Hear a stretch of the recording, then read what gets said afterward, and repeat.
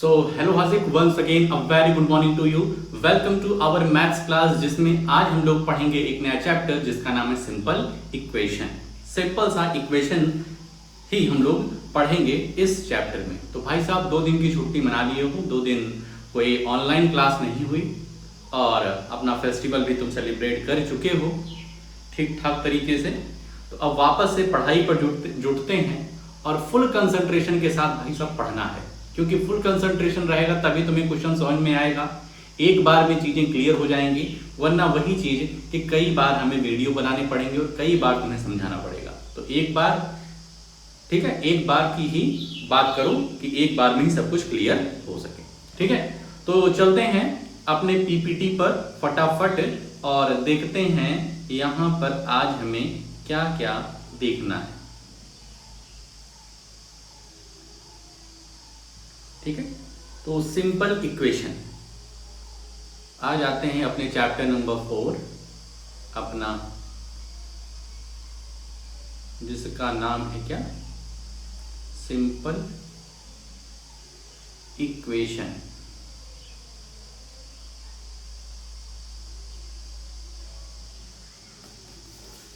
चलो भाई, तो इसको स्लाइड शो कर देते हैं। चैप्टर नंबर 4, सबसे पहले कुछ इंपॉर्टेंट डेफिनेशन देख लेते हैं भैया। एक चीज होता है वेरिएबल और एक होता है कांस्टेंट। देखो वेरिएबल, ठीक है, 2 इंपॉर्टेंट डेफिनेशन है इस चैप्टर की जो तुम्हें काफी हेल्प करेंगी आगे। वेरिएबल का मतलब होता है जो वैरी होता रहे, जो वैरी होता रहे। वैरी मीन्स जो चेंज होता रहे, जो फिक्स ना हो। तो हम यहां पर वेरिएबल की डेफिनेशन लिख लेंगे, नंबर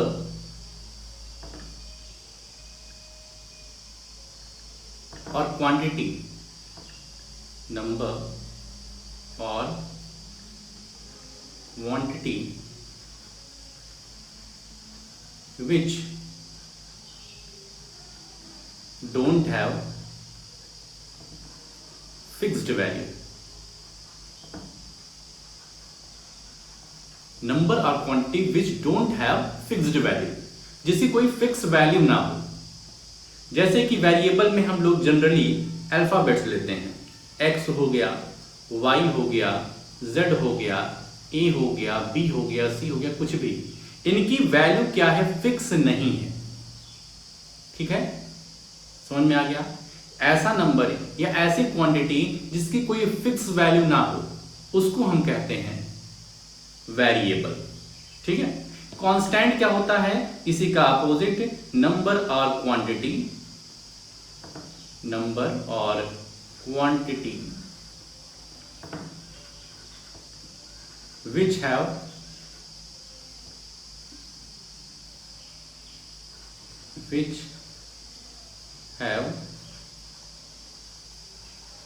फिक्स्ड वैल्यू, जिनकी फिक्स्ड वैल्यू होती है। जैसे 1 हो गया, 2 हो गया, 4 हो गया, इन सब की क्या है, वैल्यू फिक्स है। समझ रहे हो भाई, X Y Z A B C की इनकी वैल्यू फिक्स नहीं थी, लेकिन 1 हो गया, 2 हो गया, 4 हो गया, ये सब क्या है, कांस्टेंट है, इनकी वैल्यू फिक्स है। 1 का मतलब एक ही होता है, 2 का मतलब होता है कि 2 चीज, 3 चीज। ठीक है, तो इसका क्या है, फिक्स है। कांस्टेंट फिक्स होता है, वेरिएबल फिक्स नहीं होता, उसकी कोई भी वैल्यू हो सकती है। तो आई होप सो कि वेरिएबल और कांस्टेंट क्लियर हो गया होगा, इसमें कहीं कोई दिक्कत नहीं होगी। आगे चलते हैं। व्हाट इक्वेशन इज, इक्वेशन आखिर क्या होता है। ठीक है, हम सिंपल इक्वेशन पढ़ रहे हैं ना, सिंपल मीन्स सिंपल सा, एकदम आसान सा। लेकिन दूसरा जो वर्ड है इक्वेशन, इक्वेशन क्या होता है, सवाल उठता है ना।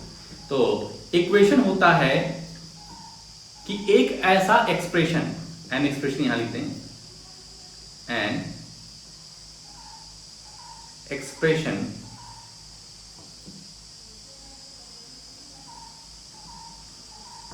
which contains equality sign in it। एक ऐसा एक्सप्रेशन, एक्सप्रेशन मतलब क्या होता है, एक ऐसी बात, एक्सप्रेशन बात ही होता है। जैसे हम लोग बातचीत कर रहे हैं ना, तो एक्सप्रेस कर रहे हैं, हम अपनी बात तुमसे एक्सप्रेस कर रहे हैं।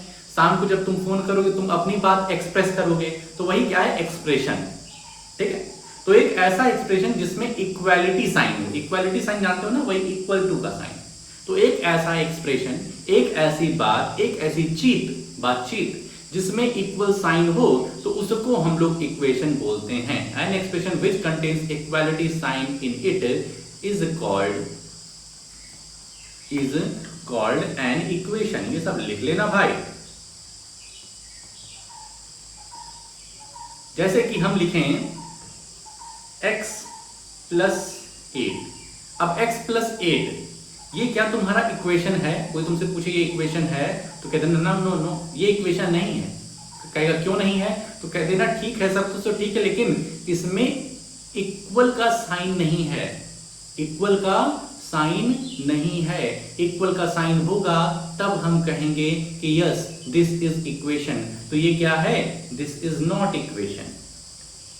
x plus 8 is not an equation. कहेगा अच्छा इक्वेशन कब हो जाएगा? तो कहो ऐसे लिख दो, x प्लस 8 इक्वल्स टू 3। इस तरीके से लिख दो। अब हमें इक्वल साइन दिख गया, हमें इक्वल साइन दिख गया, तो दिस इज एन इक्वेशन।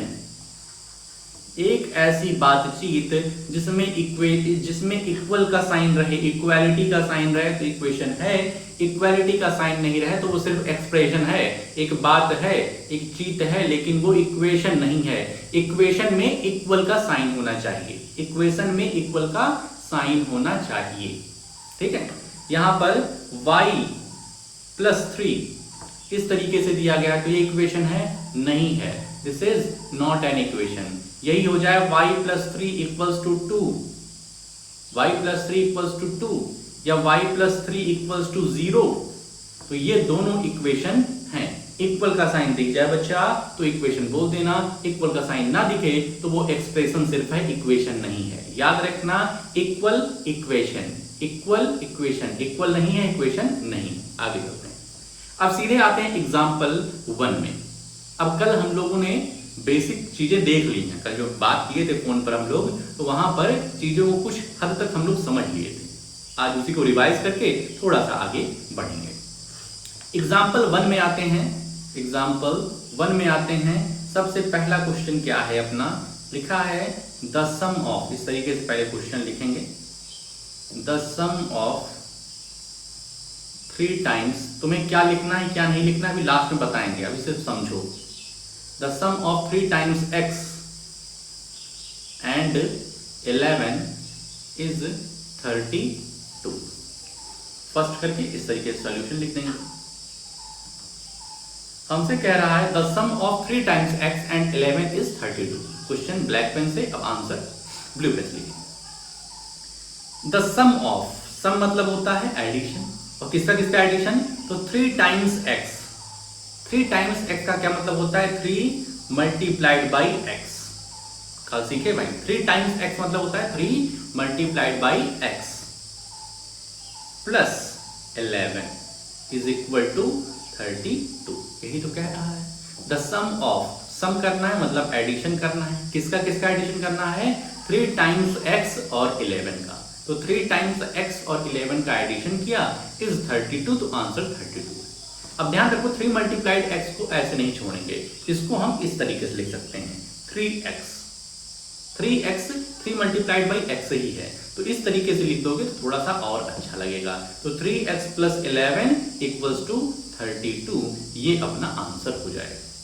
ठीक है, तो 3 मल्टीप्लाइड बाई x करके नहीं छोड़ना है, उसको 3x करके छोड़ना है।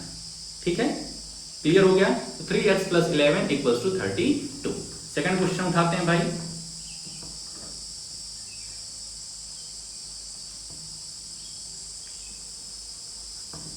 If you subtract 5 from 6 times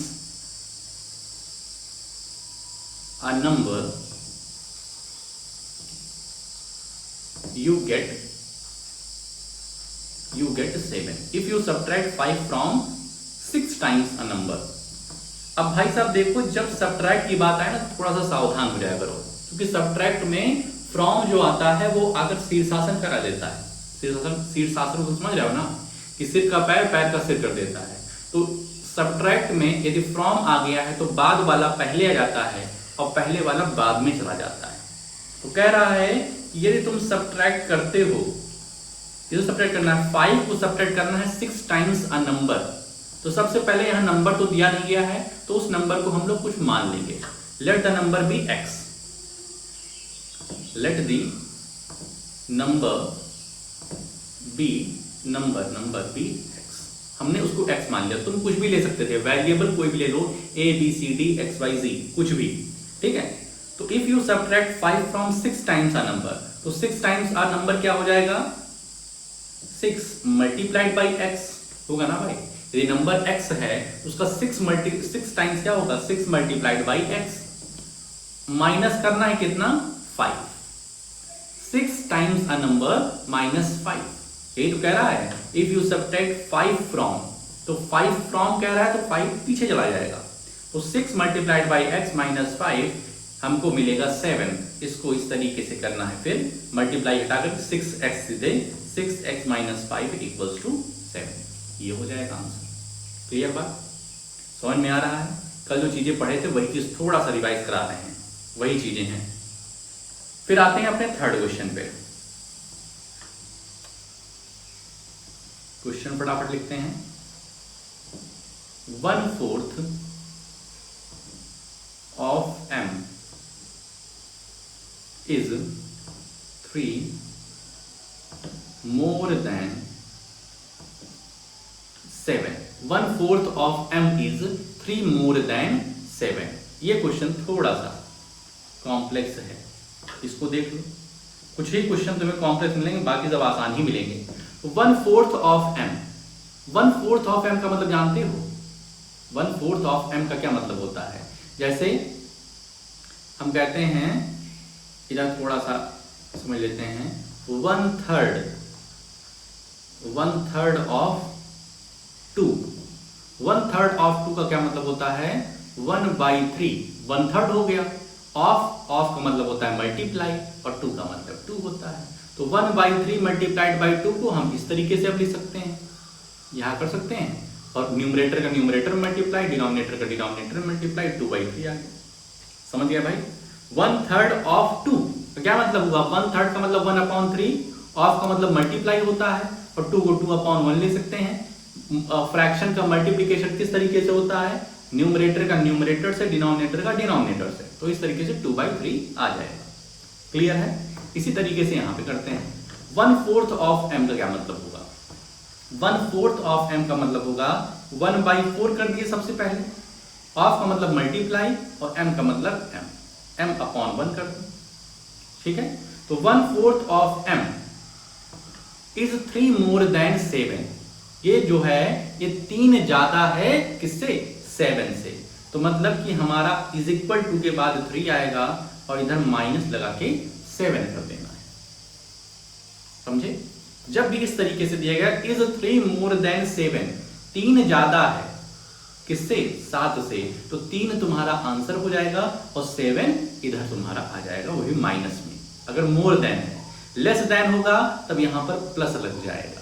इस बात को समझो, मोर देन रहेगा तो माइनस, और लेस देन रहेगा तो प्लस। अब इसको थोड़ा सा अच्छे से लिख लेते हैं। तो न्यूमरेटर का न्यूमरेटर मल्टीप्लाई, तो m/4 माइनस 7, डिनोमिनेटर का डिनोमिनेटर मल्टीप्लाई, तो m/4 माइनस 7 इक्वल्स टू 3। ठीक है, हो गया, समझ में आया। 1/4 ऑफ m का मतलब यहां से सीख लो।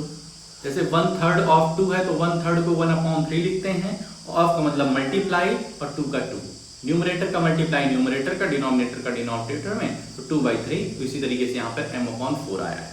इसके बाद की जो चीजें हैं थोड़ा सा समझ लो इसको। 3 मोर देन 7, 3 मोर देन 7 है तो मतलब इक्वल्स टू के उधर 3 को भेज दो, मोर देन 7 है तो -7 कर दो, लेस देन होता तो +7 कर देते। इसको देख लो, समझ लो। अब आते हैं क्वेश्चन नंबर 4 पे। 4 आसान है, थर्ड इसमें कठिन था बस। 1/3 of a number, 1/3 of a number plus 5 is 8। 1/3 of a number plus 5। देखो प्लस बस रहे तो तब ज्यादा दिक्कत ही नहीं, माइनस में थोड़ा सा सतर्क होना पड़ता है, ठीक है। और माइनस में तभी सतर्क होना पड़ता है जब फ्रॉम दिया रहे, ठीक है, तब उसमें थोड़ा सा शीर्षासन होता है, ठीक है, सिर का पैर, पैर का सिर होता है। 1/3 ऑफ अ नंबर, नंबर को यहाँ पे हमें मानना पड़ेगा, कोई भी नंबर ले लें, let the number be n, उस नंबर को हम क्या मान लें, क्योंकि यहाँ पे नंबर नहीं दिया गया, 1/3 ऑफ आ, यहाँ पर x दिया रहता, y दिया रहता, n दिया रहता तो काम हो जाता, लेकिन वो दिया नहीं है, तो let the number be n हम ले लेते हैं, इस बार n ले लेते हैं, कोई number n।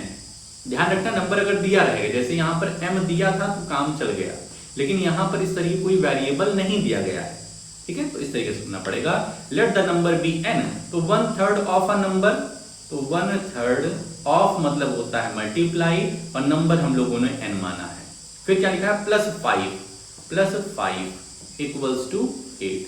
1/3 of n plus 5 is equal to 8। यहाँ पर n अपॉन 1 कर देंगे, न्यूमरेटर का न्यूमरेटर मल्टीप्लाई, तो n upon 3 plus 5 equals to 8।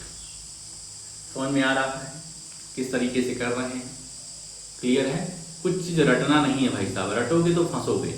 Question जो कह रहा है क्वेश्चन को समझना है और फिर कैसे लिखना है ये अपना थोड़ा सा दिमाग लगाना है, कॉमन सेंस लगाना है।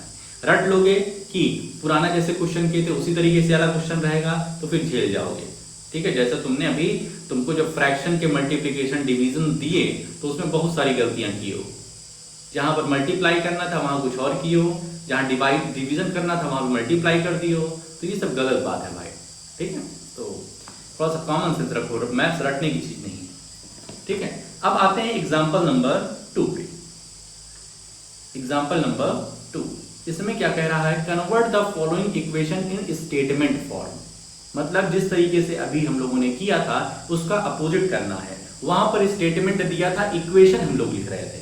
इक्वेशन का मतलब ऐसा एक्सप्रेशन जिसमें इक्वल का साइन लगा हो, तो ये इक्वेशन है, बिल्कुल है, ये भी इक्वेशन है क्योंकि इक्वल का साइन लगा है, ये भी इक्वेशन है क्योंकि इक्वल का साइन लगा है, ये भी इक्वेशन है क्योंकि इक्वल का साइन लगा है। इक्वल का साइन न लगता, यहां पर सिर्फ अगर ऐसे लिखा रहता कि m/5 - 2, सिर्फ ऐसा लिखा रहता तो ये एक इक्वेशन नहीं, ठीक है। चल भाई, तो पहला क्वेश्चन है x - 5 = 9, इसको हमें स्टेटमेंट फॉर्म में लिखना है। तो कैसे लिखेंगे भाई, कैसे लिखेंगे, सब्ट्रैक्ट, ऐसे लिख देंगे, subtract 5 from x, subtract 5 from x, you get 9 as a result. ध्यान रखना स्टेटमेंट कुछ भी हो सकता है, क्योंकि तुम्हारी स्टेटमेंट क्या होता है, एक बात होती है, तुम्हारी बात कुछ और, हमारी बात कुछ और, लेकिन मीनिंग एक निकलनी चाहिए। सब्ट्रैक्ट 5 फ्रॉम x, तो 5 फ्रॉम x का क्या मतलब निकल के आता है, फ्रॉम लग जाता है, तो ये वाला पहले और ये वाला बाद में, x - 5 = 9, यही तो दिया गया है, ठीक है। सीधे सेकंड क्वेश्चन पे आते हैं, ठीक है। अब सेकंड क्वेश्चन यहां पे लिख नहीं रहे, लेकिन तुम्हें करना पड़ेगा अपना। 5p = 20 लिखा है, ठीक है, 5p = 20 सॉल्यूशन। 5p = 20 का क्या मतलब होता है, 5p का क्या मतलब होता है भाई, नहीं समझ में आ रहा, 5p, तो या तो इसको ये कह सकते हो multiply 5 to p, we get 20 as a result, ठीक है, ये भी कह सकते हो, और ये कह सकते हो 5 times of p, 5 times of p we get 20 as a result, या we get 20। 5, इसको स्टेटमेंट में लिखना तो सब कुछ ऐसे ही लिखेंगे, 5 times of p, 5 times a number p we get 20, we get 20। कितना आसान है भाई साहब, ठीक है। थर्ड पे आते हैं, 3n + 7 = 1, 3n+7 इक्वल्स टू 1। तो इसका क्या हो जाएगा भाई, सम ऑफ 3 टाइम्स ऑफ n। सीखो भाई साहब कैसे लिखते हैं, क्योंकि हम क्वेश्चन करना पड़ेगा। Sum of 3 times of number, या सीधे n लिखते हैं, sum of 3 times of n, sum of 3 times of n and 7 is 1। 3 times, sum of 3 times of n, 3 times of n क्या हो गया, 3n हो गया, और 7 का एडिशन होना है तो 3n+7 इक्वल्स टू 1। क्लियर है भाई। Fourth, m/5 - 2 equals to 6, equals to 6।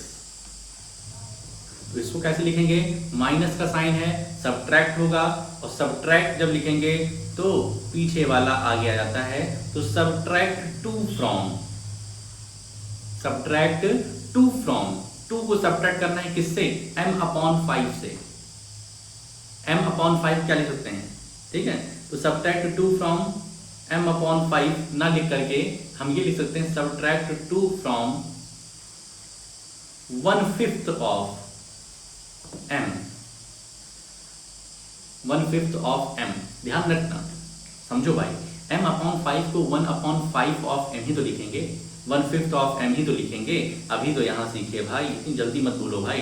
1/3 of 2 का क्या मतलब होता है, 1/3 मल्टीप्लाइड बाई 2। तो इसको 2/3 को हम क्या लिख सकते हैं, 1/3 ऑफ 2 लिख सकते हैं।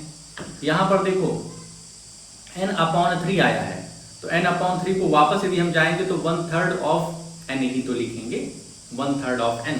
ठीक है, तो वही चीजें हैं यहाँ पे। तो subtract 2 from 1/5 of m, we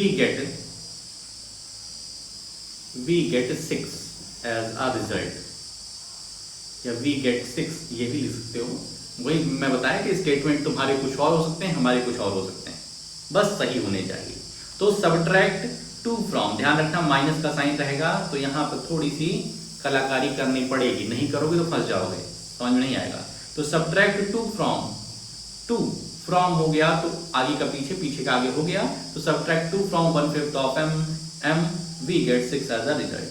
ठीक है, अब इसके बाद सीधे हम क्वेश्चन अपनी एक्सरसाइज पे जाते हैं। एक्सरसाइज पे अब क्वेश्चंस देखने हैं भाई, कैसे कैसे करने हैं। तो first, second, third, fourth, fifth, ठीक है, 5 क्वेश्चन है, एक्सरसाइज के 5 क्वेश्चन हैं।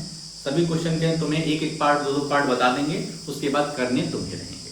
ठीक है, तो फटाफट ऐसे तुम एक टेबल बना लेना अपनी कॉपी पर, और किस तरीके से करना है अब ध्यान से सुन।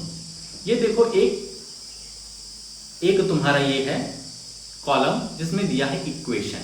इक्वेशन क्या होता है, जिसमें इक्वल का साइन लगा होता है। तुम देख रहे हो जितने भी हैं सबके सब इक्वेशन हैं, सबके सभी में इक्वल साइन लगा हुआ है। वैल्यू, वैल्यू का क्या मतलब होता है कि x की वैल्यू क्या है, 3 है। x की वैल्यू क्या है, 3 है। यहाँ पर ये जो x है ये क्या है, 3 है। इसकी वैल्यू फिक्स कर दी है। इसमें हमें बताना है से whether the equation is satisfied, yes और नो। क्या इक्वेशन हमारा सेटिस्फाई ये वैल्यू कर रही है कि नहीं कर रही है, हमको यस और नो में आंसर देना है। ठीक है, तो रफ कर लेना है पीछे कहीं पर या बगल में ही कहीं, तुम्हारी मर्जी। अब देखो x + 3 = 0, हम पहला क्वेश्चन तुम्हें बता रहे हैं। x + 3 = 0 ये इक्वेशन दिया गया है, और x की वैल्यू हमें क्या रखनी है, 3 रखनी है। x की वैल्यू क्या रखनी है, 3 हमें रखनी है।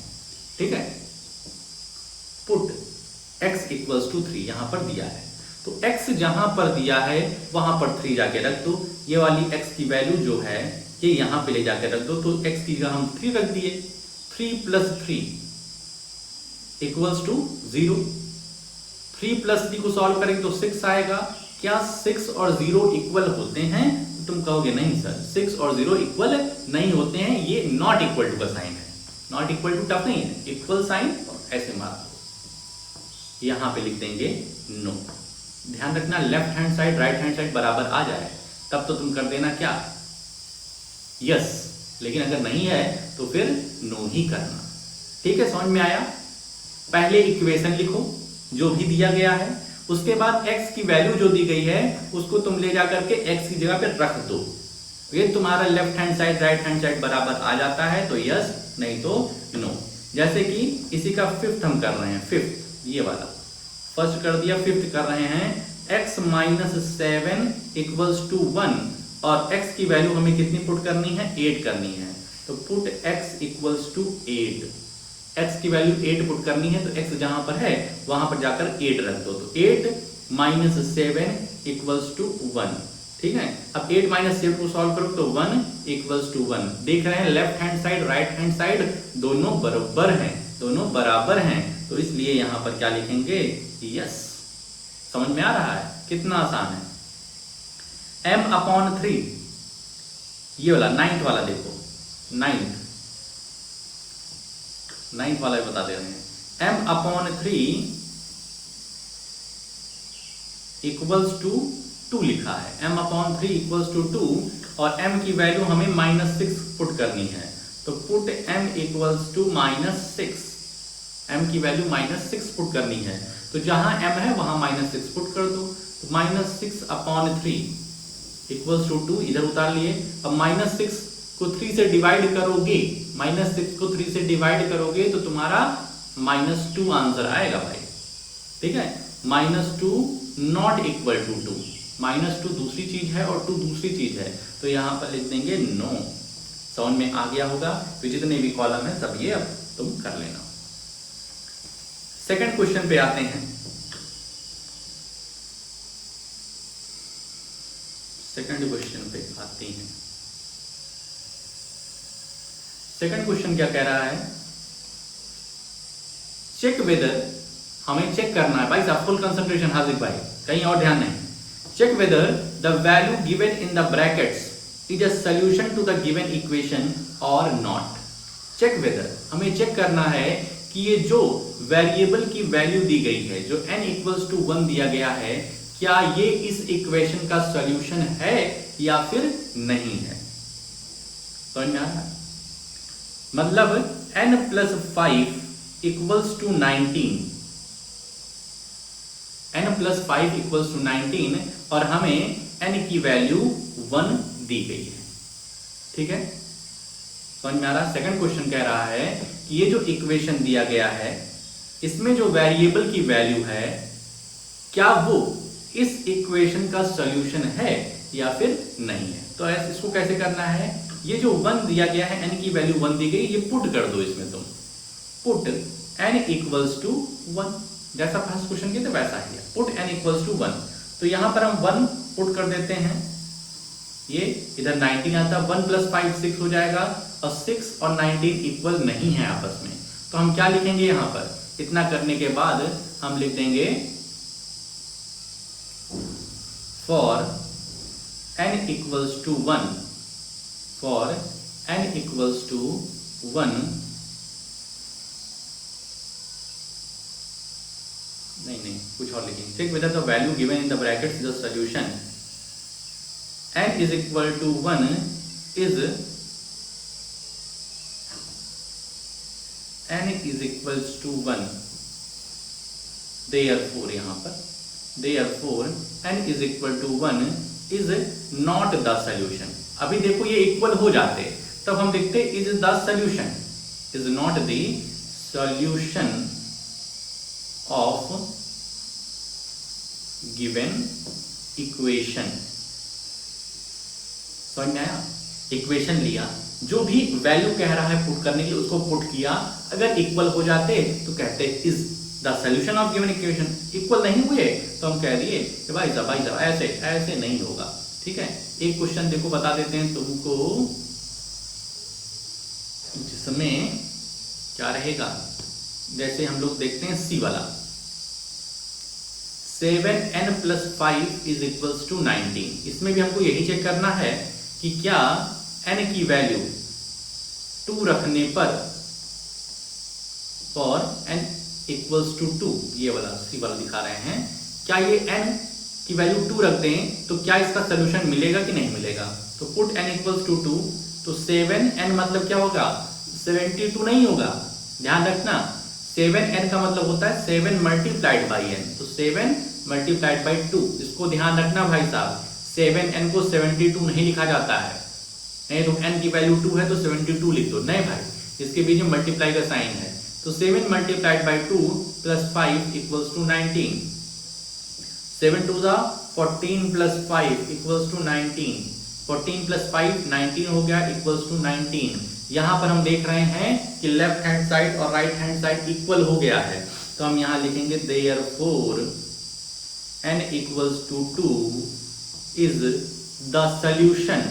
अगर इक्वल हो गया तो is the solution of given equation,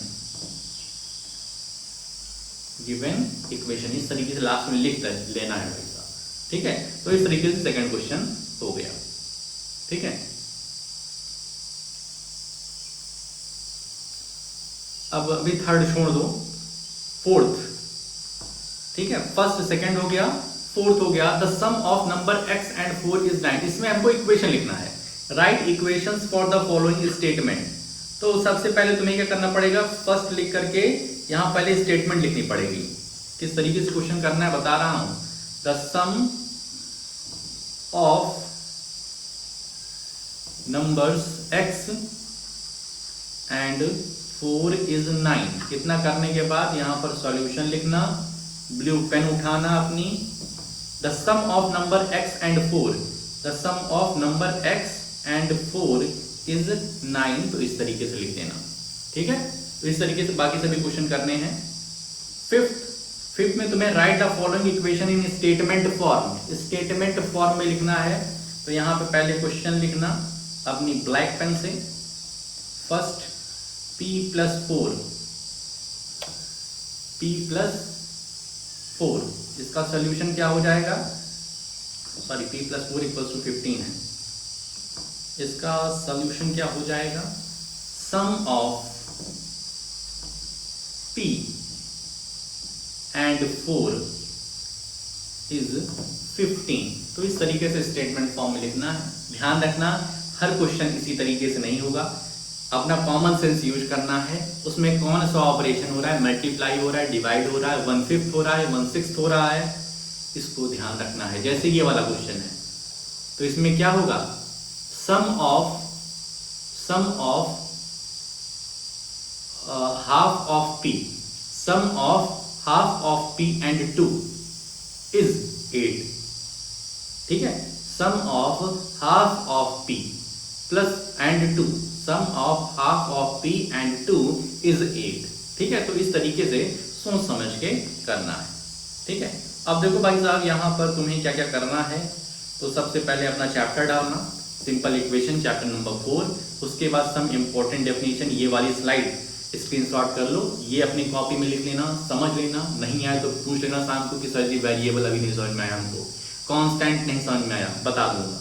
variable क्या होता है, जिसकी वैल्यू फिक्स नहीं हो, चेंज होती रहे, ठीक है। जैसे हम देखना n की वैल्यू कहीं पे 2 है, n की वैल्यू कहीं 3 है, फिक्स नहीं है, तो उसको वेरिएबल कहते हैं। वैल्यू फिक्स हो जाएगी तो कांस्टेंट। ये वाला स्लाइड लिख लेना।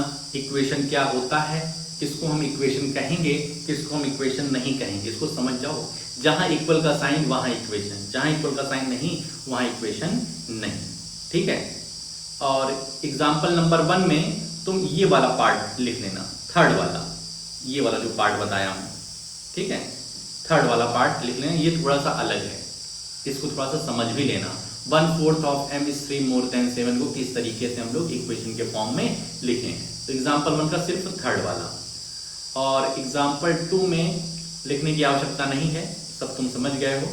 और उसके बाद एक्सरसाइज में फर्स्ट क्वेश्चन पूरे करने हैं तुमको अपनी कॉपी में, सेकंड क्वेश्चन पूरे करने हैं अपनी कॉपी में, थर्ड क्वेश्चन अभी रहने दो, फोर्थ क्वेश्चन पूरे करने हैं और फिफ्थ क्वेश्चन करने हैं। इतने ही तुम्हारे काम धंधे रहेंगे। आई होप सो कि आज जो क्लास में तुम्हें समझाया है सब कुछ समझ में आ गया होगा। कहीं कोई दिक्कत रहती है तो शाम की क्लास में जरूर पूछ लो, कुछ कंफ्यूजन अपने दिमाग में मत रखो। तो आज के लिए अपने इस वीडियो में इतना ही रखते हैं, मिलते हैं नेक्स्ट वीडियो में। ओके।